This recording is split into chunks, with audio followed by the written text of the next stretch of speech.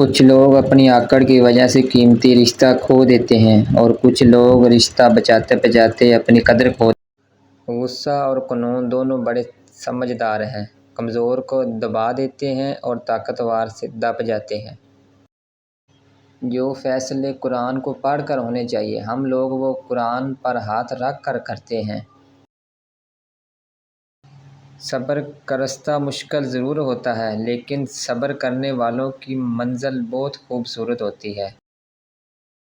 خود پر بھروسہ کرنا سیکھ لو، سہارے کتنے بھی سچے کیوں نہ ہوں، ایک دن ساتھ چھوڑ دیتے ہیں۔ سوچ اور خواہش اچھی ہو تو اللہ تقدیر بدلنے میں دیر نہیں کرتا۔ جب تک خود پر نہ گزرے تب تک دوسروں کے جذبات اور احساسات مذاق ہی۔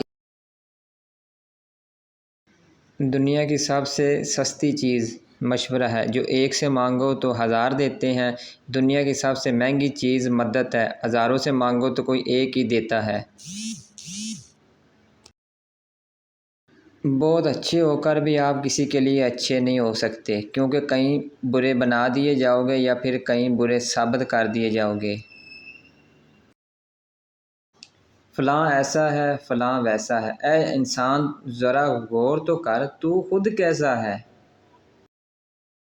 انسان کو اپنی اوقات تب پتہ چلتی ہے جب اسے وہاں سے ٹھوکر پڑے جہاں سے اس نے زیادہ بھروسہ کیا ہوتا ہے۔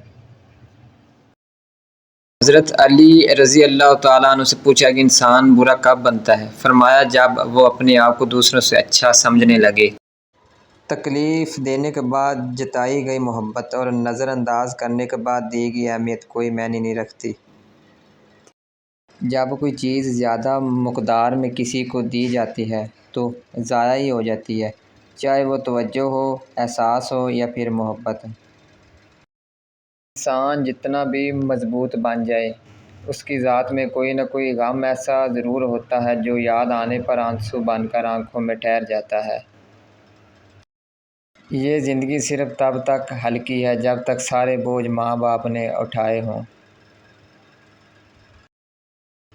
انسان کتنا ہی امیر کیوں نہ ہو جائے، تکلیف بیچ نہیں سکتا اور سکون خرید نہیں سکتا۔ انسان ہمیشہ تکلیف میں ہی سیکھتا ہے، خوشی میں تو پچھلے سبق بھی بھول جاتا ہے۔